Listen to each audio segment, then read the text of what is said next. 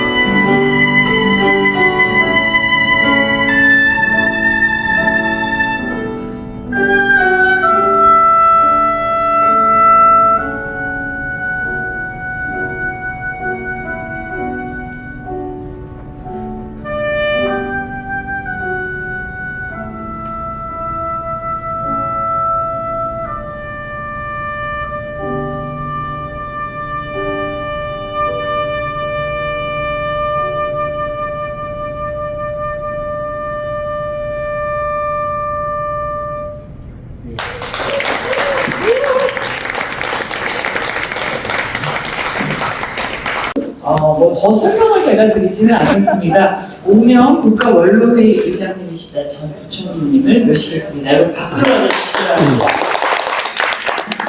네, 안녕하십니까. 아주 좋은 모임에 초청을 해주셔서 대단히 감사합니다.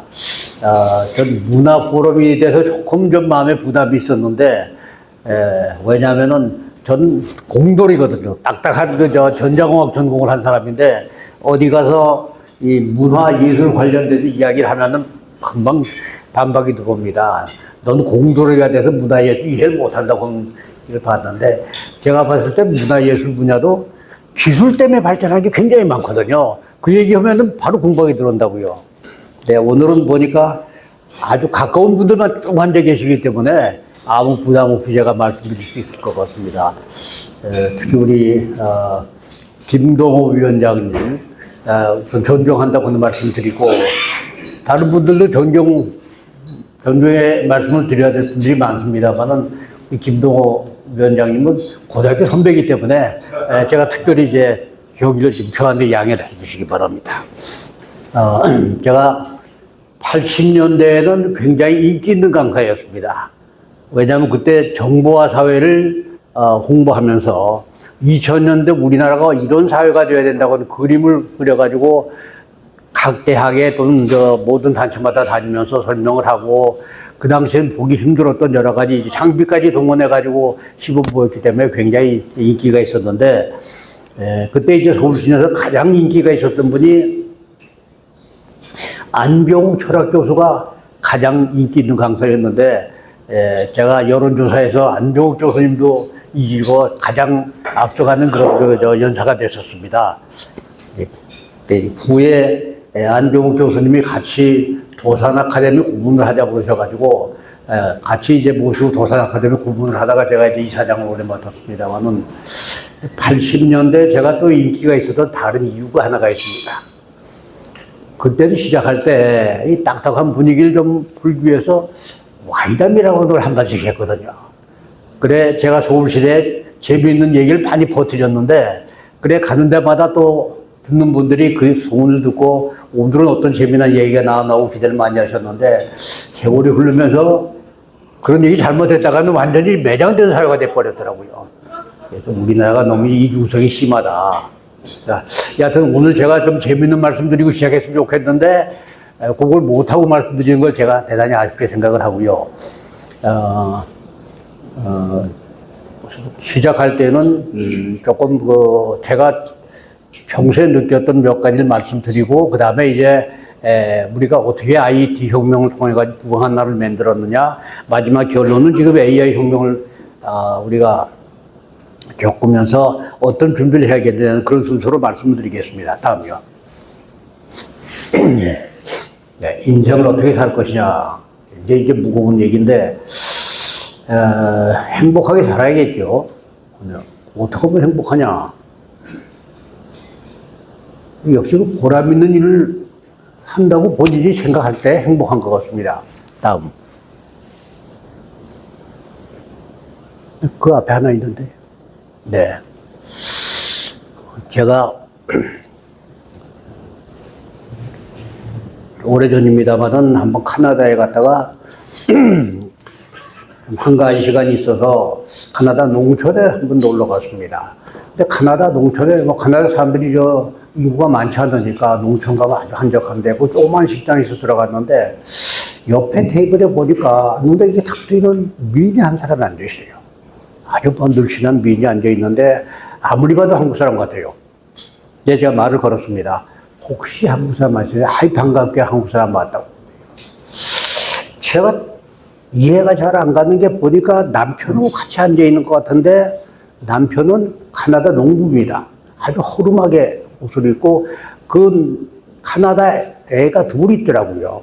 근데 둘이 엄마로 이렇게 이 여자한테 얘기를 하는 거 보니까 이 허름한 농부의 부인인데 어떻게 저렇게 늘씬한 한국 미인이 카나다 농촌에 와서 허름한 그 농부고 저렇게 살고 있는지 아주 궁금했습니다.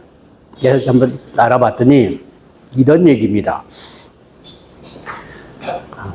어느 엄마가 이제 가난하게 자기 딸을 키우면서 딸이 뭐 공부도 못하고 뭐 머리는 비었지만 하여튼 뭐 삼류대학을 졸업을 시켰고 그러면서 엄마가 소원이 내 딸을 재벌집에 시집 보내가지고 잘 사는 게 소원입니다.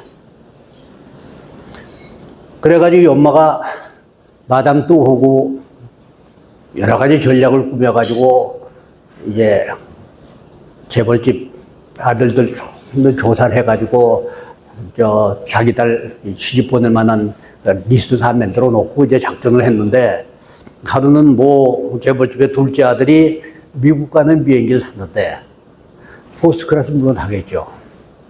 자기 딸을 그 옆자리에 탁 앉혔어요. 열몇 시간 동안 지루하게 가는데 옆에 미인 아가씨가 앉아 있으니까 이 머리 빈 그 재벌집의 둘째 아들이 얼마나 좋겠어요. 근데 다 교육을 시켜가지고 보냈기 때문에 음악 얘기, 미술 얘기를 갖다가 아주 얘기를 하니까 이 머리 빈 친구가 보니까 대단히 뒤쪽 수준 높은 아가씨고 평생 자기가 정말 만나볼 수 없었던 그런 아가씨가 옆에 앉아 있어서 너무 좋은 거예요. 미국에서 내리면서 이 아가씨가 자기 연락처를 안 주고 떠나버렸어요. 이것도 기가 막힌 작전이라고요. 그러니까 이 총각이 이 여자 찾느라고 몹시 노력을 많이 했는데 결국 못 찾았는데 한 5달 후에 파리를 가는 비행기를 탔는데 우연히 이 여자가 옆에 자리에 앉은 거예요. 그래 뭐 파리 루블 미술관에 뭐 얘기부터 시작해서 다 얘기했는데 이 덜파지가 기가 막힌 아가씨거든요. 그래 이번엔 절대로 놓치지 않겠다고 생각해서 프랑스에 내리자마자 무조건 붙잡아가지고 이제 하여튼 데이트 시작을 한 겁니다. 그래 뭐 완전히 이제 이 여자한테 이제 매료가 돼가지고 결혼을 하자. 근데 일단 이제 작전에 성공을 했는데 그 시어머니가 보니까 아니거든요. 시어머니가 반대하는데 뭐 이 총각이 결사적으로 결혼을 하려고 하니까 뭐 할 수 없이 결혼을 해서 그 시댁에 들어가서 사는데 갑자기 이제 부자가 된 겁니다. 그 엄마는 아주 서울시내 내 딸 재벌집에 시집 갔다고 그래가지고 갑자기 뭐 입는 옷도 달라지고 핸드백이 달라지고 다 달라지고. 이 아가씨가 들어가서는 시어머니 눈치 보면서 이제 시집살이를 하는데 그래도 바깥에 나올 때는 다 명품을 입고 나오면서 완전히 이제 신분이 달라져 버린 거예요. 근데 시어머니가 항상 눈에 가시니까 데리고 살면서 이제 뭐 교육시켜야겠다고 그래가지고 좀 대단히 하도 다임을 주고 지냈는데, 그렇게 지내다가 IMF가 와가지고 이 기업이 거의 몰락하게 됐어요. 그러니까 시어머니가 재수없는 며느리가 들어와가지고 우리가 이렇게 돼버렸다고 그래가지고 이제 아들하고 쫓아내버린 겁니다. 이제 압구정동에 40평짜리 아파트를 하나 사가지고 우리 거기서 살라고 내보냈는데, 그 압구정동에 4평짜리 아파트는 살만한데, 이 부잣집 두대 도련님이 거기서 살 수가 없는 거예요. 조그만 아파트에서. 그리고 뭐 저녁마다 술집에 다녔는데, 옛날에 술집에 가게 되면 하얀 그 눈앞에 기도들이 와가지고 뭐 저라고 식사 모시듯이 왕모신 모셨는데, 돈 떨어지고 나니까 가니까 뭐 쳐다본 놈도 없고 또 해가지고 기분 나빠가지고 앞에 있는 한 때렸다가 죽도록도 맞고 왔다고요. 이제 비가다가 자살해 버렸어요. 그러니까 시어머니가 재수없는 며느리 들어와가지고 아들까지 죽었다고 그래가지고 아예 이제 쫓아내버리고 친정으로 보냈다고요. 친정에 가서 보니까 이제 친정에서도 이제 지낼 처지가 못 되니까 어떻게 흘러서 다니다가 카나다 농촌에 가서 이상한 농부 하나 만나가지고 거기서 이제 밥 먹고 살게 된 거예요. 근데 문제는 이제 그렇게 되고 나니까 이제 마음의 평온이 와서 카나다 농부하고 사는 것이 그저 가장 편안하게 사는 그런 생활이 된 겁니다. 그 인생 주전이죠. 꼭 그렇게 살아야겠느냐. 근데 우리 사회에서 그렇게 해가지고 모모한 집에 시집간 여자들이 상당수가 있습니다. 근데 그 여자들이 과연 사회에 도움되는 그런 일 좀 하고 있겠느냐, 과연 행복하겠느냐, 보람 있는 생활을 하겠느냐, 그렇지는 않은 것 같습니다. 근데 이제 덴마크 동네 얘기를 하는 것은 이 후배 교수 중에 한 분이 덴마크에서 박사학위를 받은 분이 있어요. 한 20년 만에 덴마크를 다시 갔는데, 갔다가 덴마크 동해에 우연히 잊어서 들렸는데, 그 덴마크 동해 카운터에 앉아있는 남자가 20년 전에 거기 앉아있던 사람이 그대로 앉아있더라고요. 아주 반갑게 인사를 했는데, 이 사람 생각에 20년이면 승진도 하고 동장도 할 만한데 그 자리에 앉아있단 말입니다. 그러니까, 근데 나도 물어보길, 당신 그동안은 승진도 하고 얼마든지 뭐 좋은 일이 있었을 텐데 어떻게 그 자리에 앉아있느냐. 그랬더니 이 사람이 내가 왜 승진하냐. 승진해봐야 일이나 많아지고 골치 아픈 일만 생겼는데 난 여기 앉아있으니까 동네 사람들하고 맨날 만나가지고 재밌게 지내고 퇴근 시간 되면 집에 가서 가족들하고 즐겁게 사는데 승진할 필요가 없다고 하는 게 동네 얘기를 듣고 이 사람이 이 느낄 게 굉장히 많은 거예요. 그 얘기 와서 얘기를 하더라고요. 그래서 어떻게 사는 게 좋으냐. 다음 여러 가지 하고 싶은 말씀이 많습니다만, 하여튼, 아프리카 우주에 가서 봉사하는 사람도 있고, 지금 소록도 문둥이촌입니다. 문둥이하고 평생 지내면서, 보람을 느끼고 행복하게 사는 사람도 있고, 여러 종류의 사람들이 있고, 제가 후배 중에 하나 찰리 김이라고 하는 친구가 있는데, 이 친구는 동네 꽃을 많이 심는 게 자기가 제일 보람을 느끼고 행복하다고 그래가지고 동네 전부 꽃밭을 다 만들어 놓고 살고 있는 친구도 있다고요. 어떻게 사는 게 좋겠느냐. 결국 이제 보람 있는 일을 해야 행복한 것이 아니겠느냐. 그래 이제 넌 공직자니까 가끔 제가 그런 생각을 합니다. 내가 참 행복한 사람이다. 내가 좀 보람 있는 일을 하지 않았겠느냐. 이 가난한 나라에 태어나서 그래도 나라가 좀 잘 산 나라 만들고 국민들 좀 삶이 좀 이렇게 윤택하게 만드는데 내가 일조를 했다고 하는 면에서 자부심도 느끼고 보람도 느끼고 그래서 행복하다. 물론 그렇습니다. 당신이 이 다음에 다시 태어나가지고 같은 일을 하게 됐을 때 지금의 같은 길을 가겠느냐. 그거 좀 다릅니다. 난 보람은 있게는 살았지만은 아내한테 제대로 못 해줬고 애들한테 제대로 좀 못 해줄 게 지금도 마음에 걸린다고요. 다행히 이제 애들이 제대로 잘 커가지고 자기 길 가고 있기 때문에 다행입니다만은 조금 더 개인적인 시간도 많이 갖고 가족들로 좀 더 행복하게 지낼 수 있지 않겠느냐 하는 그런 아쉬움이 있습니다만은 여하튼 간에 이 공직자가 돼가지고 나라 발전에 기여했다고 하는 그런 보람을 지금 가지고 있는 거라고요. 다음. 이 네이버나 구글에 들어가서 오명이라고 하는 이름을 집어넣으시면은 아마 이런 얘기가 나올 겁니다. 한국 IT의 그랜드 디자이너 또는 구글 같은 갓파더 코리안 IT라고 하는 얘기가 나오는데, 그래도 우리나라가 세계 제1의 IT 강국을 만드는데 앞장서서 일했다고 하는 프라이드를 가지고 있다고요. 다음에 우리나라 인터넷 스피드가 세계에서 가장 빠릅니다. 이건 제가 계속 자랑합니다만은 이거 이 오명 장관 결단이 없었으면 이게 안 되는 겁니다. 어떻게 됐느냐? 시간이 좀 나오겠습니다만은 통신을 할 때, 전화할 때 중간에 불이 케이블이 있어가지고 전기가 흘러가지고 서로 이제 말이 왔다 갔다 하는 거거든요. 그것을 도중에서 불이 선 대신에 유리로 바꿔가지고 빛이 왔다 갔다 하게 만들어가지고 성능이 뭐 1000배 이상 좋아지는 그런 옵티컬 케이블, 광 케이블이 나왔는데 그걸 쓸 거냐 안 쓸 거냐 하는 문제가 가지고 많이 고민했는데, 제가 41살에 장관 돼가지고 48살에 장관 그만두고 나올 때까지 40대 장차관을 8년 동안 앉은 자리에서 했거든요. 그때 40대 장관이니까 전 세계에서 우리나라가 옵티컬 케이블을 전부에 싹 깔아버린 나라가 우리나라라고요.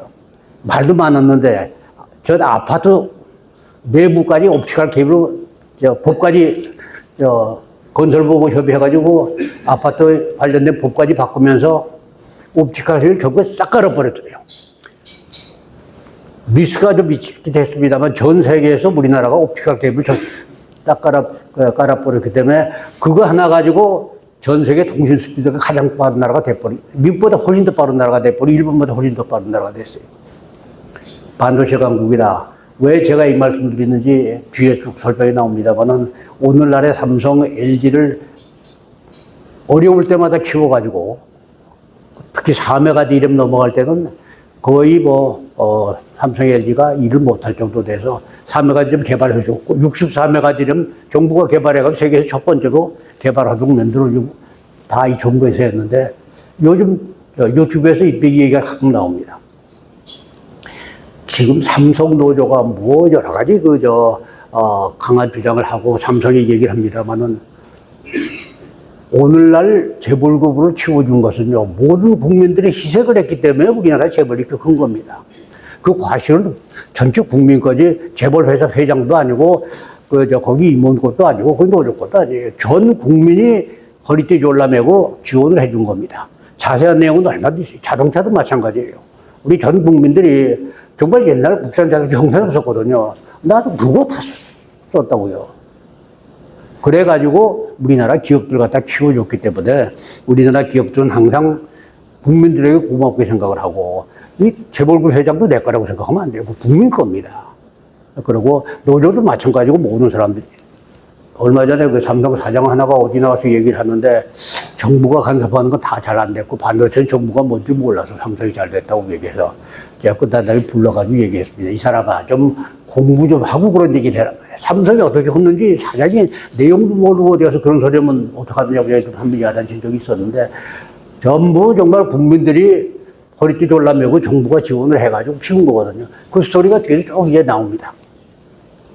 세계 핸드폰 시장, 삼성, LG가 옛날에는 조그만했습니다. 핸드폰 못 만들었어요. 그래가지고 소위 그 당시에 이제 반도체부터 시작해서 80년 초에 PC도 못 만드는 회사였으니까 한번 우리도 핸드폰 시장에 도전을 해봤으면 좋겠다.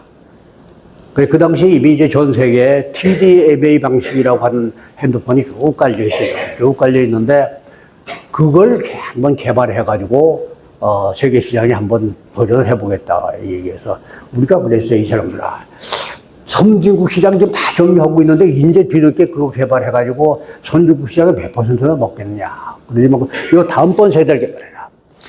TD-MA라고 하는 방식, 다음에 이제 CDMA라고 하는 방식이 있습니다. 전문가는 다 알고 있는데 아무도 만든 사람이 없다고요. 그걸 우리가 정부에서 만들어가지고 삼성, LG 주어가지고 그 새로 만든 세계에서 첫 번째로 만든 CDMA 가지고 세계 시장을 확보해서 오늘날에 삼성 LG가 좀 큰 거라고요.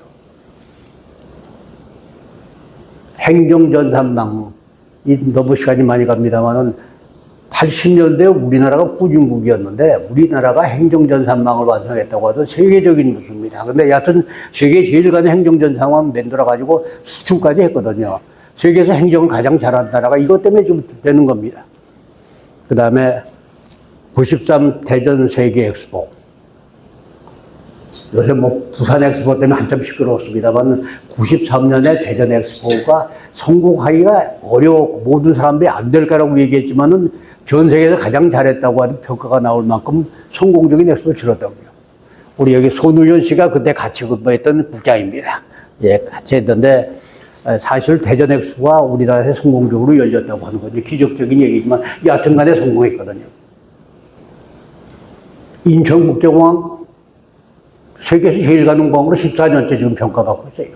작년금이 어떻게 될지 모르겠지만 하여튼 우리나라가 세계 1등이라고 하는 얘기는요, 반만년 역사에 지금 처음 듣는 얘기입니다. 인천국제공항을 만드는 과정에서도 정부 내에서도 여러 가지 논란이 많이 있었습니다. 왜냐? 김포공항이 너무 이제 비좁기 때문에 김포공항을 대체할 수 있는 공항을 하나 만들려고 해가지고 준비했던 것이 인천국제공항인데, 우연히 이제 제가 책임을 맡게 됐어요. 저도 속으로 그런 생각입니다. 아, 이거 100년 만에 한번 있을까 말까 하는 기회인데, 이거 이때 세계 제일 한번 만들어 봐야지 언제 우리가 중국공항을 만듭니까? 적어도 일본, 중국보다는 우리가 나은 공항을 만들어야 된다. 엄청난 논쟁도 많이 있었고, 싸움도 많이 했는데, 결과적으로 세계에서 제일 가는 공항을 만들었고요. 여기다 추가해서 하나 더 말씀드리면은, 제가 옛날에 이거 만들 때 30년 후에는 대한민국에 자가용 비행기 시대가 온다. 자가용 비행기 시대에 활주로까지 다 설계해서 집어넣었다고요. 그 과정에서 트러블이 많았어요. 왜 쓸데없이 이렇게 돈을 많이 넣느냐. 조금 있으면 제5, 제6의 활주로 얘기가 나옵니다. 이게 준비하고 있어요. 그때 되면은, 오명장까지 그때 역시 선교지명이 쓰고 백배짝이 있었다고 하는 얘기, 그때도 또 한번 얘기가 나오지 않겠냐. 프랑스 떼제베를 우리가 고속열차를 도입을 했는데 시속 300km 달리는 그런 열차였습니다. 도입할 때 말도 많았고 과연 이게 제대로 가겠느냐, 사고 난다, 무슨 터널 들어갈 때 무슨 압력 때문에 무너진다, 철로 위에 몇 미리 되는 작은 모래만 있으면 이 전복이 된다, 시끄러운 얘기가 많이 있었는데 성공적으로 제때 개통을 딱 해서 지금도 세계에서 정시성 문제도 그렇고 가장 빠르게 아주 효율적으로 움직이는 게 우리나라 KTX거든요. 뿐만 아니라 그걸 하면서 제가 욕심을 내가지고 국산화 시켜라.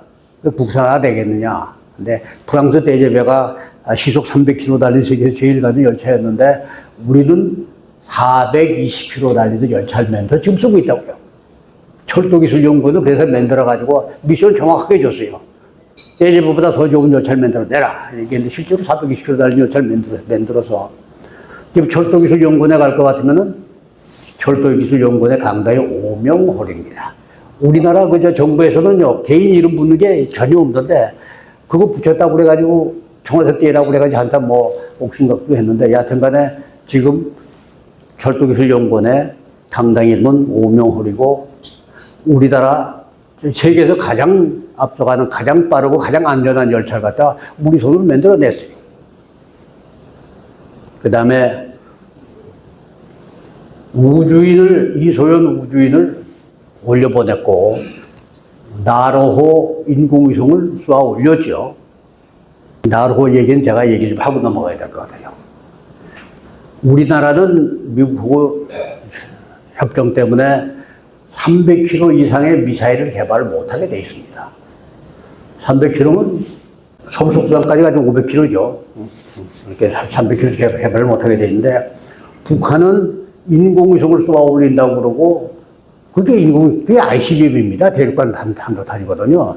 쏘아 올리는데, 우리는 속수무책이다. 그래서 제가 그런 계획을 세웠습니다. 우리도 대륙간 탄도탄을 만들어야 되지 않겠냐. 여기 대통령이 그러시자고요. 뭐 때문에? 왜 우주 개발하자고 그랬거든요, 제가. 우리가 군사용에 그저 미사일 개발하자고 제가 이야기한 게 아니고 우주 기술은 기술의 정점이기 때문에 우리나라도 우주 기술 개발해야 됩니다. 그래 관련 법도 만들고 우주 주관도 만들고 해가지고 우주를 띄우면서 우리는 군사적인 목적으로 미사일 개발하는 게 아니고 인공위성을 쏴서 올리기 위해서. 그래서 우리는 장거리 미사일 갖다가 로켓을 갖다가 개발한다고 하는 명분 가지고 했는데 대통령이 좀 그러시더라고요. 돈이 많이 들어가니까 돈 그런 걸 하려고 그러십니까? 대통령이 그렇게 얘기하면 못하는 거죠. 못하는 거지만 제가 제 경력 보면 아시겠지만 내가 장군 발령장 5번 받고 부총리까지 한 사람인데 대통령 어떻게 보게 되면 제가 대통령보다 훨씬 경험이 많은 사람이고 행정에서는 제 웃으면서 그래서요. 대통령은 선진국 가는 게 필요한 걸로 생각하시고 저한테 그냥 맡겨놓으세요. 그냥 이런데 1년 지나고 나니까 오히려 대통령이 더 관심 있어가지고 어떻게 되냐고 물어보시더라고요. 근데 장거리 미사일 개발한다고 하는 참 어려운 얘기입니다. 우리 기술은 안 되는 얘기예요. 미국은 못하게 합니다, 물론. 일본 절대로 못하게 합니다. 프랑스가 그때 유복불레라고 그러는데 완전 부닥다리예요. 그런데 러시아가 미국보다 앞서 세계에서 가장 좋은 장거리 로켓을 가지고 있는 게 러시아입니다. 그래서 푸틴 대통령을 만나가지고 협상을 한 거예요. 그래서 우리가 여러 가지 러시아가 그때 어려울 때니까 일부 좀 도움도 좀 주면서 푸틴 대통령이 약속을 해줘가지고 이 얘기는 제가 바깥에서 잘 안 하는 얘기인데 사실은 나로호를 쏘아 올릴 때 러시아의 로켓을 가지고 나로호를 제가 쏘아 올렸습니다. 그때 러시아 기술자가 한 20명 모아서 같이 쐈어요. 그래가지고 여하튼간에 우리나라에서 최초의 인공위성 쏴서 올린 겁니다. 그러고 20년 만에 이번에 누리호를 만든 게 그걸 완전히 국산화 만든 거거든요. 근데 남의 거 갖다 놓고 만든 거 다 보고 실험 한번 해본 다음에 베끼는 건 훨씬 쉽습니다. 내 집에도 고속열차도 성공이 가능했던 게요. 우리가 갖다 쓰면서 베꼈거든요. 베끼면서 우리 IT 기술이 프랑스보다 앞섰기 때문에 여러 가지 컨트롤 시스템을 우리가 추가해서 집어넣기 때문에 쉽게 시속 420km 달리는 프랑스보다 더 좋은 회사를 만든 거예요. 미사일도 마찬가지로 그렇게 러시아의 기술자들이 물론 와서 도와줬지만은 러시아의 로켓 갖다가 우리가 쏴서 올리면서 몇 번에 걸쳐가지고 쏴서 올리고 그 과정에서 우리 기술자들 전부 러시아에 보내가지고 러시아에서 6개월, 1년 동안 그 과정에 같이 참여를 시켰어요. 러시아가 너그럽게 다 받아준 겁니다. 그래가지고 우리가 이번에 지금 무리 기술로 이제 누리호를 쏴서 올린 겁니다. 근데 고비고비마다 나름대로는 뒤에 또 여러 가지 이야기가 나옵니다만 어려움이 있었지만은 한 곱이 넘어갈 때마다 그래도 내가 나라 발전에 기여한 사람이 아니냐 하는 그런 이제 자부심을 가지고 있다는 말씀을 드리고 지금도 그런 생각입니다. 우리나라가 몇천 년 동안을 중국을 상국으로 모시고 중국의 머리를 조아리고 뭐 대부분의 문물이 전부 다 우리가 중국에서 배워온 거거든요.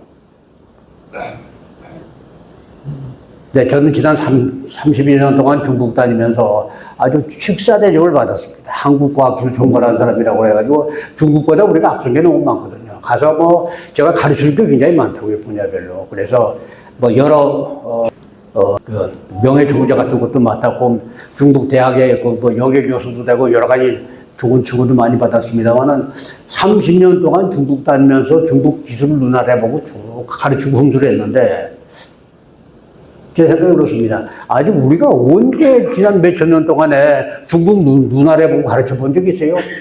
지금이니까 가능한 겁니다. 그만큼 우리가 발전했다는 얘기예요. 일본. 뭐 일본에 뭐 나라까지 빼앗겼으니까 우리가 할 말이 없는데 우리 1968년에 1인당 GDP가 78불입니다. 일본이 우리보다 20배 많았어요. 근데 작년에 우리나라 1인당 국민소득이 일본을 앞질렀습니다. 그리고요, 제가 맡았던 모든 분야는 제가 일본을 앞질렀어요. IT 분야 우리가 일본 앞질렀고, 통신 우리가 일본 완전히 앞질렀어요. 인천국제공항 만들면서 일본 간사이 공항보다 훨씬 더 나은 공항을 내가 만들었어요. 고속 열차도 일본 신칸센보다 우리 게 좀 훨씬 더 나았습니다. 모든 분야에서 일본을 다 눌렀는데, 이거 우리가 어렸을 때는 일본을 경쟁한다고 생각도 못 해봤는데, 여하튼 이런 격을 다 이뤘다. 그래서 적어도 반만년 역사의 황금기를 우리나라가 만들었고, 이 과정에서 공직자로 기여했다고 하는 데 자부심을 가지고 있는 거거든요. 박수 한번 치세요.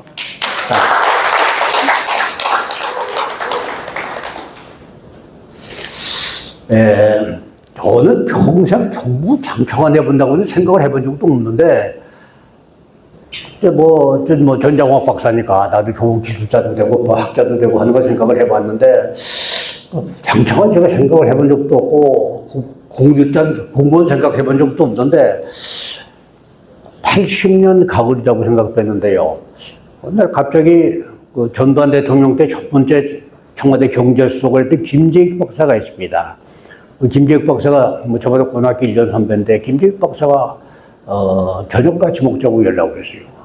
그래, 반갑게 이제 청와대 경제수석이 됐으니까 김재익 박사한테 만나가지고 그 도움될 만한 얘기를 제가 여러 가지 했습니다. 우리나라가 과거의 산업혁명기에는 우리 선조들께서 세국 정책을 썼고 당파 싸움만 하다가, 요즘하고 비슷하죠. 당파 싸움만 하다가 이렇게 이제 세계에서 가장 가난한 나라가 되고 일본한테 나라까지 빼앗겼는데, 이제 새로운 지금 정보화 시대로 넘어간다. 우리 정보화에는 우리가 일본보다 좀 앞장서가지고 좀 잘 산 나라를 만들었으면 좋겠다. 그래, 산업화는 늦었지만 다음이요. 산업화는 늦었지만 정보화는 앞서가자. 이게 여러 배수를 많이 썼지만, 그래도 제가 만든 용어야 합니다. 산업화는 늦었지만 정보화는 앞서가자. 그래서 우리나라 대한민국 역사를 바꿔야 된다고 여러 가지 설명을 하고, 구체적인 방안을 김재익 수석한테 설명을 했는데, 그 양반 이렇게 청와대 경제수석이니까. 그랬더니 헤어지면서 하는 얘기가, 김재익 박사가, 그러지 말고 당신이 청와대 직접 들어와서 그걸 하면 어떻겠냐. 그래서 생각해보니까, 한 1년 청와대 가서 일하는 것도 괜찮을 것 같아서, 좋습니다. 그래가지고 김재익 박사 따라가지고 갑자기 청와대 비서관이 된 거예요. 다음. 전 지금 우리나라의 이 경제 발전의 토대를 닦은 사람이 김재익 박사라고 생각합니다. 그분이 정말 여러 면에서 우리나라 경제를 탄탄하게 만드는 작업을 했어요. 박정희 대통령 때만 해도 물론 잘 산 나라를 만드셨습니다만은 인플레가 2자리였고 무역 적자였는데, 이분이 이러이러한 정책만 쓰면은 무역 흑자에 인플레 1자리 숫자로 얼마든지 좋은 탄탄한 경제를 만들 수 있다고 하는 얘기를 하고, 전두환 대통령께서 부르시니까 이 사람이 국장으로 있다가 갑자기 청와대 수석으로 갔거든요. 그때 전두환 대통령한테 조건을 걸었다고 그럽니다. 각하께서 3년 동안만 인기 없는 이런 정책을 쓰시겠다고 약속을 해주시면은 제가 모시겠습니다. 그렇게 하지 않고는 경제 발전 못한다고 양반이 판단하거든요. 근데 전두환 대통령이 알았어. 당신 하고 싶은 대로 해. 나중에 책에 경제는 당신이 대통령이야 하는 책이 나왔습니다. 전두환 대통령이 아주 경제 문제를 거의 김재익 수석한테 맡겨버렸어요. 그래, 김재익 수석이 여러 가지 정책을 펴서 결국 50 초기에 물가 1자리 숫자로 잡았고, 무역 흑자 잡았고, 아주 승승장구할 수 있는 산업부지를 갖다 전부 개편해서 만든 김재익 박사입니다. 내가 이제 아웅상 때 돌아가셨는데, 다들 하는 얘기가 그렇습니다. 많은 사람들이 희생을 당했지만은 가장 아까 우리 김재익 박사라고 하는 사람 잘 얘기했는데, 그 김재익 박사가 이제 저를 데려가서 경제는 당신이 대통령이 해서 김재익 박사가 결정하면 끝인데, 김재익 박사가 저한테 하이텍 분야하고 정보화 문제는 당신이 알아서 해야 하니까, 일개 비서관 들어갔지만 제가 결정하면 그만이었어요. 제가 결정하면 나중에 그저 서면으로 대통령께 보고하면 그만이었으니까. 근데 저는 또 속으로 울었습니다. 이게. 내가 청와대 비서관 생각지도 않은 말에 갑자기 청와대 비서관 됐거든요. 그리고 어차피 한 1년 하다 난 갈 테니까. 그러니까 눈치 볼 사람도 없고, 청와대 대통령 무슨 말씀 하셔도 대통령 앞에서 그래요. 꼭 그런 거 아닙니다. 말이에요. 다른 사람도 깜짝 놀래요. 근데 난 조금 이따 떠날 사람이니까 대통령 제가 눈치 볼 것도 없거든요. 그러니까 대통령 말씀이 아니라고 딱 브레이크 걸 수 있는 인간한 사람이라고. 이게 소문이 나가지고, 곧 잘린다고 생각했는데 이게 안 잘리거든, 이 사람이. 소문이 나가지고 바깥에도 전두환 대통령이 가장 신임 많은 비서관으로 소문이 났어, 이제. 아무도 이제 못 건드리는 거예요, 이제. 그러다가 김기획 수석이 지금 돈 있고 기술 있고 다 있는 데가 최신부인데 그 최신부를 지금 활용을 못 한다. 최신부에 나가가지고 기술 개발부터 시작해서 정부가 추진하는 게 좋겠다고 그래가지고 8개월 만에 최신부 차관 이렇게 해가지고 뭐 갑자기 이제 41살에 최신부 차관이 된 거예요. 그때 제가 모셨던 장관이 최광수 장관이 나중에 외무장관도 하셨는데 대한민국 행정은 뭐 정말 가장 만족하게 하는 그런 분인데 그분 밑에서 행정 배우면서 저는 막 일을 해나가고 장관님께서는 다 이렇게 옆에서 코치를 해주시고 하니까 일사천리로 밀어붙였는데 그때 뭐 별의별 일이 다 있었어요. 별의별 일이 다 있었는데 옛날에는요 가장 어려운 데가 중앙정보부입니다. 그때는 중앙정보부에서 뭐 저 관직 생활 하신 분들 아실 거예요. 그때는 검사들도 영장 없이 중앙정보부에서 데려갔어요. 그리고 저희 매형이 그 모 신문사 편집부장을 했는데 신문사 편집부장 뭐 중앙정보부에서 오라고 할 것 같으면 뭐 그냥 뭐 아무 데나 영장이 모두 불러가지고 중앙정보부인데 중앙정보부가 간첩 잡는 게 중요하거든요. 그러니까 무선을 쓰는 거는 간첩이라고요. 그러니까 우리나라 무선 지금 발전을 못하는 게 중앙정보 때 전혀 발전을 못하는데 그걸 완전히 설득하면서 우리나라 무선 시대를 열고 또 여러 가지 걸림돌이 청와대 경호실인데 청와대 경호실 한마디 하면 꼼짝 못했는데 청와대 경호실도 다 누르고 청와대 경호실도 그러고 중앙정보부도 그렇죠. 오명 차관님 뭐 하는 사람인지 모르겠지만 소문나게 대통령이 가장 신임하는 사람이고 아무도 못 건드린 사람으로 소문나있기 때문에 제 마음대로 해버리고 저 속으로 그래요. 아 어차피 지금부터 오시면 나갈 텐데 다른 신경 안 써. 그렇게 30년 흘러가는 동안에 하고 싶은 대로 다 해버린 거라고요. 제가 김재익 수석을 모시고 첫 번째 배운 것 중에 하나가 그겁니다. 공직자는 주식 투자를 하지 말아라. 부동산 투자하지 마라. 뭐 그럴까 보다 그러고 저도 어차피 돈 없으니까 이제 안 하는데 나중에 제가요 여러 부처 장관을 하면서 뼈저리게 느낀 게 그 김재익 수석이 참 교육은 참 별시하다. 제가 장관을 하고 있으면서 예를 들면은 삼성, LG, 현대, 대우가 우리나라 재벌이긴 하지만은 그 이해관계 전부 컨트롤하는 건 장관입니다. 예를 들 것 같으면은 핸드폰 서비스에서 핸드폰 서비스가 있고 제조가 있거든요. 근데 그걸 한 그룹이 할 것 같으면 불공정거리가 된다고 남의 거 안 써주니까. 그래서 삼성 너는 핸드폰 서비스 하면 안 돼. 누가 결정해? 장관이 결정하죠. 그 다음에 핸드폰 서비스에서 옛날에 보게 되면 011, 012, 016, 069가 좀 있었지 않습니까? 011 SK 쪽으로 다 몰려요. SK가 정책을 쓸 때 011끼리 통화하는 건 돈 안 받겠다고 그럴 것 같으면 사람이 다 글로 가버린다고요. 나머지 회사 죽는 거거든요. 장관 당직을 하루아침에 010으로 전부 통일. 장관이 결정하는 겁니다. 근데 그게요, 장관이 배짱 좋게 누가 무슨 얘기를 하든지 간에 이게 정책이 필요하다고 생각하면 딱 결정해서 밀어버리면 끝나기 때문에 그거 다 결정하는 게 장관이라고요. 우리나라 어느 분야가 지금 혐오나 시켜가지고 경쟁을 해서 잘 나가는데 그 중에 하나가 듣게 생겼다? 그건 또 바람직하지 않거든요. 그럼 새로운 서비스 나올 때 이 두금 떨궈버리고 죽어가는 회사만 허가를 주는 방법이 간단합니다. 20몇 개 있게 항목 중에서 하나만 떨구게 되면 안 되는 거예요. 재벌이고 누구고 간에 장관이 안 해주고 싶으면 뭐 안 해줄 수 있는 게 우리나라 장관이 가진 파워가 엄청나게 큰 거라고요. 그래서 죽어가는 회사 살려도 주고 그걸 하는 게 다 장관인데 장관이 주식 투자에 돈을 벌겠다. 주식 정보를 사전에 알아가지고 돈벌이 했다고 그래야지 말이 맞는데 나는 그거 결정하는 사람이에요. 근데 물론 뭐 모르게 딴 사람 시켜서 할 수 있다. 언젠가 얘기 나고 그런 장관은 소신이 없어진다고요. 나중에 건설부 장관이 됐어요. 요새 뭐 고속도로 무슨 뭐 어디로 어떻게 하고 얘기를 하는데요. 아니, 고속도로 어디로 가도 결정한 사람이 다르고요. 그 어느 지역에 갈 것 같으면 그 지역, 어느 사람은 몇백억, 돈 천억을 벌고 이쪽으로 갈 것 같으면 이렇게 된다고 하는 거 다 알고 마지막 결정한 사람이 나인데 돈 벌려고 할 것 같으면 버는 방법이 얼마나 있겠다. 이제 거기에 이해관계에 장관이 걸리면은 일을 못 하는 겁니다. 제가 인천국제공항을 만들고 그 다음에 서해안 개발 플랜을 세웠을 때 다 나만 쳐다봤어요. 그러고요, 알게 모르게 뒷조사가 엄청나게 많습니다. 야당들이 그 일대에 내 일가 친척이 땅 가지고 있는지 돌아다니는데 다 조사를 하더라고요. 없으니까. 그래서 공직자 주식 투자하지 말고 부동산 투자하지 마라. 그거 안 했기 때문에 지금까지 30년 동안에 뭐 정권이 바뀌더라도 지금까지 계속 자신있게 일을 해나가고 그 대신 한 번 결정한 건 제가 양보를 한 적이 없기 때문에 오명 장관이 결정했다고 하면 그걸로 끝났다고요.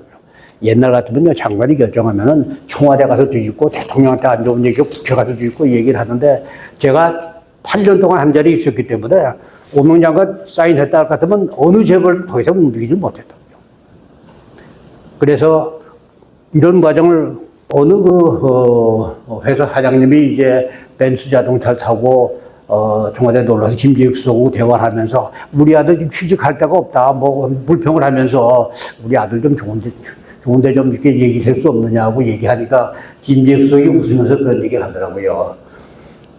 회장님, 그 국산차를 타셨으면 그 돈이 엔진 만드는 회사로도 가고 미창 만드는 회사로도 가고 철공장으로도 가고 시트 만드는 조그만 회사에도 가고 그래가지고 우리나라 산업이 일어났으면 그 아들이 취직할 자리가 있는데 회장님이 벤츠 사가지고 그 돈이 그냥 독일로 가버리기도 하니까 아들이 취직할 자리가 없는 거 아니겠습니까? 웃으면서 얘기를 하자 마음에 와서 닿는 얘기거든요. 그 벤츠 타고 온 회장님이 반복을 못 하더라고요.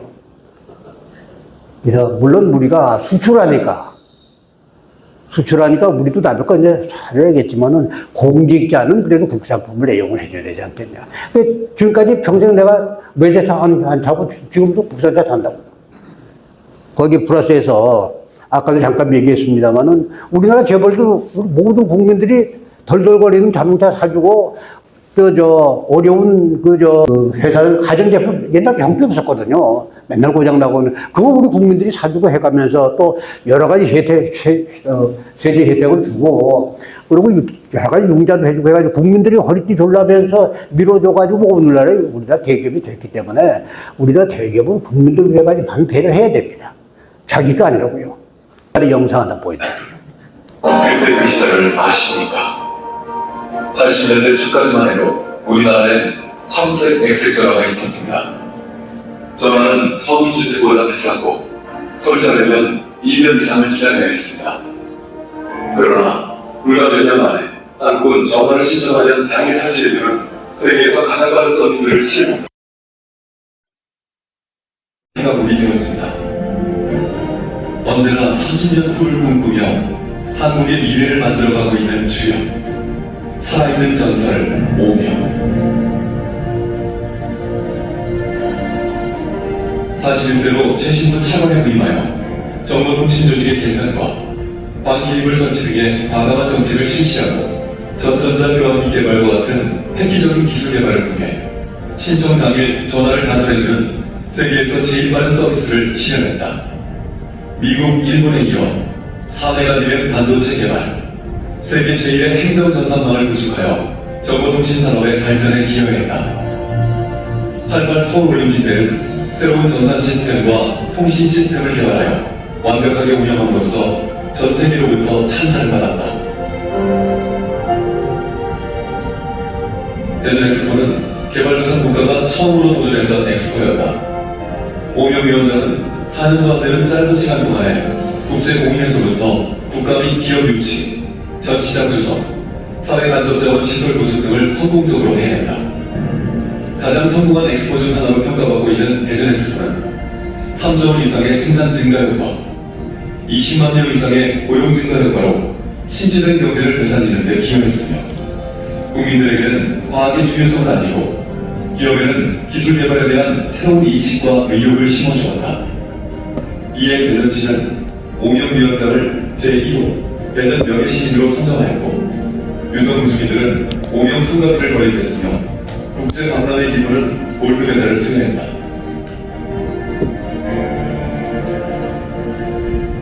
전주총회에서 뽑은 최초의 KBO 총재로서 오명 총재는 부임 즉시 여러 현안 해결을 위해 노력하던 중 교통부 장관으로 임명된다. 오명 장관은 미래의 우리 국토의 비전을 제시하며 산적한 갈등과 문제를 해결했다. 동부가 허업공항으로 자리 잡은 인천국제공항 건설과 경부고속도로 버스 전용 차로제 실시, 경부고속철도 건설을 추진했다. 또한 한국철도기술연구원을 만들어 한국형 고속철도 개발에 성공했다. 이러한 업적을 빌려 한국철도기술연구원은 신축 감당을 오명을로 명명하기도 했다.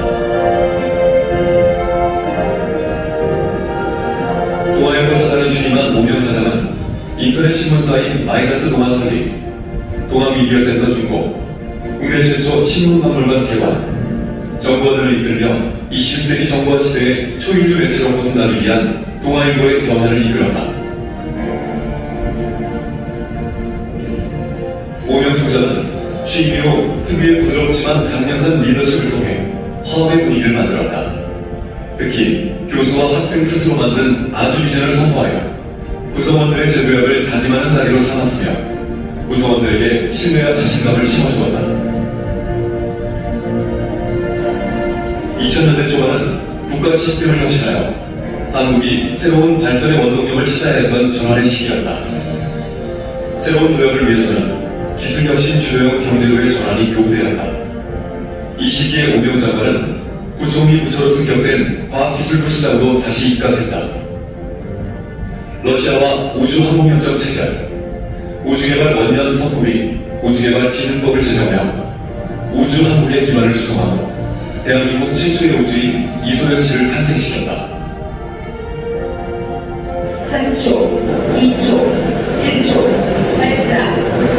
발사되었습니다.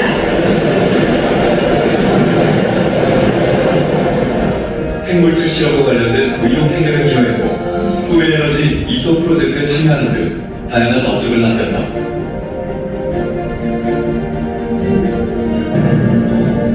오명 총장은 다양한 분야 경험을 기반으로 건국대 발전에 크게 기여했다.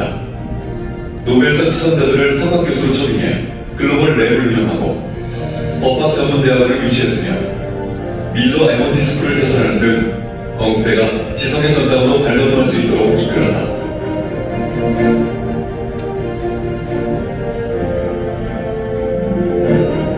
오명 카이스트 이사장은 정부와 대학을 두루 거친 경험을 살려 바람직한 이사회와 총장 관계를 만들고자 힘쓰고 있다.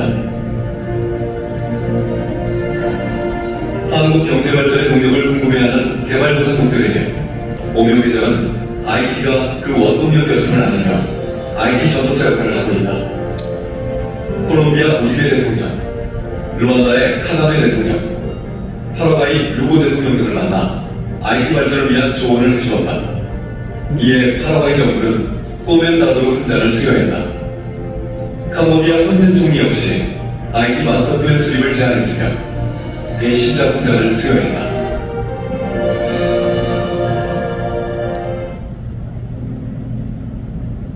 At Stony Brook University, we take great pride in the accomplishments of our alumni. They are the true reflection of the work we're doing here every day. And we recognize alumni that influence change with big ideas that transform our lives and impact the world we live in today.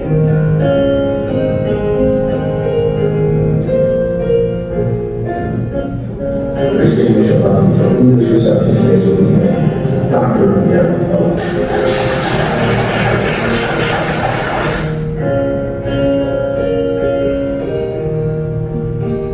SUNY Korea is the first American university to have a campus on Korean soil.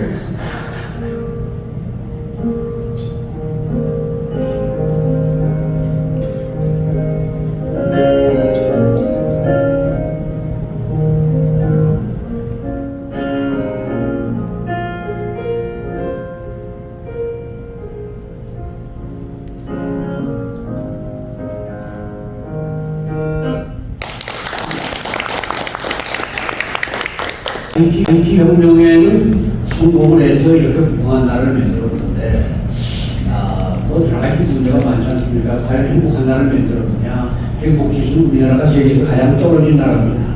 자살률이 세계에서 가장 높은 나라가 우리나라라고요. 그래서 이번 AI 혁명을 통해서는 무궁한 나라도 되겠지만 행복한 나라를 만들어야겠다 하는 걸 가지고 있습니다. 중국어 원로 회의를 제가 맡고 있습니다만 우리 원로들이 모여가지고 그런 얘기를 합니다. 우리가 IT 혁명의 구역인데 IT 혁명을 하는 과정에서 가장 큰 걸림돌이 그 당시 노인들이었다. 중국교육, 뭐 군대교육까지 뭐 분야별로 우리가 전 국민교육을 했는데 마지막까지 못한 게 이제 노인입니다. 근데 세월이 흘러가지고 지금 이제 AI 혁명이 진행될 때 보니까 우리 나이가 그때 우리가 IT 혁명을 할 때 걸림돌이 노인들 나이가 된다고요. 우리가 지금 많이 걸림돌이 아니겠냐. 그러니까 적어도 우리 원로들이 걸림돌을 내지 마자. 그래서 AI 혁명을 하고 한 걸음 더 나아가서 지금 뭐 국가가 노력을 하고 우리 정부도 노력을 해가지고 AI 3대 강국을 만들자고 얘기를 하고 있는데 또 뭐 3대 강국은 뭐라냐? 그것이 우리가 행복을 가져가는 것이 많거든요. 그러니까 3대 강국이 됐을 때 우리가 행복할 수 있는 여러 가지 방안을 우리가 경험을 가지고 있으니까 우리의 지혜를 내가지고 행복한 그런 사회를 만들면 여러 가지 방안을 만들자 해서 30년 후에 유토피아 코리아를 그려라 하는 일이 축하하고 있습니다. 그래서 그 중에 하나는 예를 들면은 우리가 이제 노인들이 80%가 요양원에 가서 지금 어렵게 죽고 있는데 선조국은 다 자기 집에서 우리 혜택을 받으면서 대단히 문감거든요. 우리나라가 매우 안되는데 의사가 없어서 근데 뭐 의사수자 의사를 갖고 싶은데 오지 말고 어차피 AI 시대는 지금 의사보다는 AI 의사가 모든 역할을 하고 지금 AI 의사가 기존 의사보다 정확하게 판단하는 분야가 벌써 많이 생겼다고요. 그래서 30년 후에는 이 사회가 이렇게 바뀌고 의료가 이렇게 바뀌고 해서 우리가 집에서 편안히 문감을 수 있다고 하는 그림도 하나 내놓고 지금 우리 국민들의 스트레스 50%가 대학 입시에서부터 나오는데 AI 시대에 대학이 왜 필요하냐? 그렇지 않습니까? AI 시대에 4년 대학 다니다 보면 많이 되지 않거든요. AI가 필요한 모든 교육할 수 있는 준비를 해주고, 공대에 좋은 강의도 듣고, 여전의 강의도 듣고, 하버드 강의도 듣고, MIT 강의도 우리가 듣고, 전 세계 좋고, 우리가 다, AI, 보좌관 통해가지고 우리가 다 교육을 받는데, 지금 저 대학 입학시험 봐가지고 오늘 대학에 가서 4년 동안 붙게 있는 이런 체제는 원래 못 가는 거거든요. 그리고 왜 4년을 다닙니까? 저는 지금 대학이 필요하면 대학에서 사람 몇 명 갖추고 나머지 평생 우리가 필요할 때마다 그러고 가도 되는 거거든요. 그러니까 4년이 없어지고 결과적으로는 지금 국민들의 가장 큰 스트레스인 대학 입시가 곧 없어진다. 이거 이제 주문이다.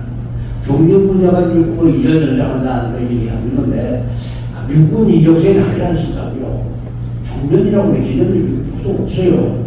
우리나라도 이제 그런 걸 못할 때가 됐거든요. 그리고 AI 시대에는 지금처럼 어느 한 직장에 들어가서 평생 지낸다고 하는 건 이건 생각할 수가 없는 죄. 그러니까 매트릭스 내가 필요한데 여러분들하고 연결해서 일을 하고 할 것이 회사도 그때 필요한 사람들 연결해가지고 쓰기 때문에 소위 매트릭스 제도가 된단 말입니다. 그래서 지금 같은 고용은 없어지기 때문에 지금 정년 얘기도 할 필요 없고 분야별로 지금 정식인 모양이 되어 있는데 왜 AI 시대에 지금 같은 교육이 왜 필요해요? 그 다음에 정부도 지금 같은 정식된 이런 정부들이 필요가 없는 거거든요. 그러니까 30년 후에는 우리나라가 이렇게 바뀌었다고 하는 그림을 우리 원로들이 IT 혁명의 지혜를 살려가지고 그림을 그리자. 그러면 어떤 종들이 있느냐. 지금 내년, 내후년 5년 후에 문제를 이야기할 것 같으면 싸운다고요. 의사도 싸우려고 교수도 싸우려고 시도를 못하는데 하나 좋은 예가 스웨덴에서 2차 대전이 끝난 다음에 스웨덴의 식자기 생태버리가 남의 나라 이슈 들어갈 것도 없는데 대양협이 왜 필요하겠습니까? 그리고 거대한 부분이 필요하거든요. 근데 군대 없애자를 못하니까 사관학 졸업한 젊은 소위 주민들 5명을 골라가지고 30년 후에 스웨덴 군대의 모습을 그려도록 미션을 줬다고요. 이 사람들이 뭐 여러 사람들 만나고 뭐 물론 장군들도 다 만났겠죠. 만나가지고 이렇게 했는데 30년 후에는 대양 함대가 필요한 게 아니고 작은 보대가 미사일 싣고 다니는 저기 오면 방어되는 거거든요.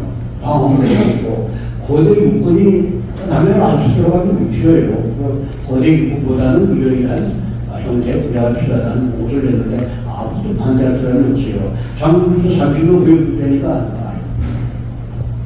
그래 30년 후에 스웨덴 군대 모습이 군중에 합을 받았고 합을 보고 나니까 실제 선생은 10년 만에 그렇게 바뀌었다고 하는 얘기 아니겠습니까? 그러니까 우리가 좀 원로들이 나서서 의사하고 싸우고 뭐 역사하고 아니고 30년 후에 우리는 의야. 그러면 국민적인 합의만 보면은 땡기는 건 그 다음에 시간 문제이기 때문에. 그래서 30년 후에 유토피아 군대를 그리자 하는 여러 가지 방안을 가지고 지금 구상하고 있고요. 여기에 더해서 AI 300강은 무슨 뜻이냐? 어차피 거대 AI는 우리가 미국, 중국, 경영 못한다고 경영 못하는데 더 중요한 거는 각자 개인이 AI 잘 써가지고 자기 생활에 플러스 주고 회사가 잘 써가지고 회사에 플러스 주고 실제 어떻게 내가 쓰느냐 하는 게 중요한 거거든요. 그렇게 하기 위해서는 국민 모두 한 사람 한 사람이 다 AI 잘 써야 된다고. 지금 우리 주부 중에서 아직 핸드폰만이 문자 메시지 못 받으신 거 알고 계세요. 여기 계신 분들이 좀 다르겠지만 그때 모르겠습니다. AI 다 써보실지 모르겠지만 AI 세상에 간단하게 쓰는 게 AI인데 그래서 요새 이 원로회의 회원들 갖다가 파트별로 이렇게 불러가지고 AI 교육을 시켜요. 안 써보신 분들은요 핸드폰 꺼내가지고 써보십시오. 다 부를 것 같으면 제미나이가 나오면 그냥 제미나이가 되고 이런 거 해주고 얘기하면요 확 나온다. 교회 가서 기도하라고 같은 그분이 많아지는데 제일 쉬운 게 제미나이한테 이러이러한 내용으로 기도문 하나 쓰려고 다 나오더라고요. 세상이 쉬운 거라고. 제가 지난 2월 달에 고비에 가가지고 옥수를 갔었는데 가서 옥수를 갔다가 세탁을 해가지고 그 다음날 아침에 일찍 나가야 되는데 옥수 세탁입니다. 그러니까 거의 해건데 주먹이 빨아들고 문이 열릴 줄 알아요. 밤 11시를 지내는데 누구한테 물어볼 수는 없고 문은 안 열려요. 그래서 네이버에 탁 물어봤더니 옥수 세탁기에 문이 안 열려가지고 부정한 사람들이 경우에 죽고 나오더라고요. 그래서 뭐 물이 있으면 문이 열리지 않는다. 그러니까 뒤에 있는 호수에서 물을 빼고 그러면 문이 열린다. 그래가지고 또 할머니 할아버지 둘이서 그 무거운 세탁기 갖다 돌리고 물 빠지면 바닥에 보이면 안 되니까 한밤중에 어떻게 운 좋게 그냥 그 비닐봉지 하나 갖다 대고 물 뜨고 했는데 안 열려요. 뭐 이렇게 하면 안 되는데 제미나이 생각이 나가지고 제가 제미나이 물어봤거든요. 2번, 3번 보트는 3초가 되었어요. 딱 누르니까 문이 열리더라고요. 이렇게 쉬운 걸 못 쓰면 바빠. 여러분들도 자기가 AI 써야 돼요. 자기가 AI 쓰고 또 조금 더 발전할 것 같아요. 지금은 AI가 보기지 말고 잘하고 무슨 뭐 모르는 사람이 다 같이 쓰는데 내 개인 AI가 필요하거든요. 비서 AI가 필요하거든요. 내 모든 자료들 그냥 공략까지 다 집어넣으면 내 대신에 본인한테 비서가 필요한데 이것도 좀 더 만사도 개발하고 있다고요. 제 손자가 미국에서 그거 개발하고 있는데 돈 들어가고요. 그러니까 그런 걸 좋은 걸 갖다 빨리 개발되고 가지고 회사도 마찬가지야. 보고서 같은 거 요새는 이제 PPT 만드는 것도 요새는 뭐 AI가 특수 만들니까 수준을 사람하고 못 쓰는 사람하고 뭐 주고 차이가 난다. 그런 걸 잘 활용하는 회사하고 활용 못하는 회사는 경쟁이 대단히 안 되거든요. 그러니까 이게 우리가 상대 강국되는 것도 중요하고 모든 건 국가가 하려고 우리 개인은 AI 잘 써가지고 경쟁력 있는 그런 사람이 돼야 되지 않겠냐. 여기다 플러스액을 한 가지 더 말씀드리면은 그래도 뭐니 해도 제일 마지막에 꼭 하고 싶은 얘기가 있었는데 이제 제가 말씀을 드리고 넘어가겠습니다. 가족 관계를 어떻게 할 거냐, 아내가 어떤 사람이냐. 제가 얼마 전에 한 10년 됐습니다만은 아내가 자꾸 아버지 학교를 가라. 그때 70대 중반인데 10년 전에 내가 이 나이에 무슨 아버지 학교를 가려고 하여튼 가정의 평화를 위해가지고 아이들 뭐 나누러 갈게 얘기가. 여기 여러 가지 많은데요. 요건 여러분이 삭제를 하십시오. 지금의 아내들, 분들한테 저 세상에 가서 다시 결혼할 기회가 있을 때 지금의 남편하고 결혼을 하시겠습니까? 라고 물어봤는데 몇 %나 예스라고 몇 퍼센트 아니에요? 80. 아버지 학교 통계는 3%입니다. 이게 무슨 가정이라고요? 그러니까 아내한테 다른 얘기 말고 무조건 거 아니에요? 옆에 있어도 뭐 아버지 학교 제가 배우가 너무 많아요. 평생 생각을 못했던 일들이. 그리고 아내에 대해서 제가 이해를 못했던 것이 굉장히 많이 해요. 전 잘해준다고 잘해줬는데 왜 3%더라고요? 제가 복국적 성장을 할 때, 50년대를 할 때, 담배 피다를 뽑지 말라고 얘기 난리가 났어요. 예, 그래서 제가 교수 뽑을 때 담배 피기 전에 안 뽑는다고 시험장에 선언했어요. 왜냐하면, 안 뽑는다고 그러고 나면은 교수실에 제대로 쉬우라고 중간에 말을 했기 때문에 선언을 했는데, 그래, 교수 면접 갈 때마다 제가 물어봅니다. 담배 피냐? 우리 교수들이 안 피우다고 얘기해요. 또 여자 교수들한테 딱 물어봅니다. 혹시 이 다음에 다시 결혼하실 거예요? 지금의 남편하고 결혼하시겠습니까? 교수님들도 답답하거든요. 한결같이 아니요. 충분하게 물어보는 거예요. 아니요. 딱 한 분만 지금의 남편은 결혼하겠다. 그래서 제가 웃으면서 그랬어요. 조국장이 물어보니까 그때 답변하신 거 아니에요. 조국장님은 저를 잘 모르시지만 제가 어떻게 그렇게 지금 남편하고 결혼을 했는지에 대해서 설명을 하더라고요. 그렇게 어려운 과정에서 지금 남편하고 결혼을 했는데 다른 사람이 생각하는 큰 이유가 그런 이해가 가는 얘기예요. 그러니까 한국 배우고 나서는요 전부 다 너 정확하게 뭐 굉장히 그런 답변하는 게 이게 결혼 생활이에요. 자식들 키우는 문제도 제가 좀 60말씀이지만 그렇게 다시 한번 우리 주변에 대해서도 내 자신도 돌아보겠지만 주변에 대해서 특히 아내 남편에 대해서는 근본적으로 다른 생각도 한 번쯤 해보시기 좋겠다 하는 말씀드리면서 이야기를 끝내겠습니다. 감사합니다. 수업을 가지시고 또 실질적으로 사회 여러 분야에서 많은 영향을 미치신 부총리님께서 이제 오늘날에는 행복을 얘기를 하고 계시잖아요. 그러니까 그런 것들이 또 저는 오늘 좀 생각이 많이 들었는데 지난 3월 20일에 유엔에서 조사한 그 세계 행복의 날에 대한민국의 행복 지수가 전 세계 147개국 중에서 67위로 나왔습니다. 2024년에는 58위, 25년에는 59위, 이제는 67위까지 떨어졌어요. 점점 잘 살게 되고 있는데 왜 점점 불행할까에 대한 생각들을 하게 되는데 이렇게 오늘 총리님처럼 뭔가 저희한테는 많은 영감 그리고 또 지혜를 주시는 그런 답변들을 통해서 저희가 그 원인, 또 어떤 해결 방안을 생각해 보게 되는 것 같습니다. 많은 말씀들을 돌아가시는 길에도 되시면서 가시면 좋을 것 같습니다. 오늘 정말 귀한 강의해 주신 오명 전 부총리님 국가원로회 의장님께 큰 박수 부탁드립니다. 권대욱 TV를 시청해주시는 여러분께 진심으로 감사드립니다. 보다 유익하고 재미있는 콘텐츠로 여러분의 성원에 보답하겠습니다. 감사합니다.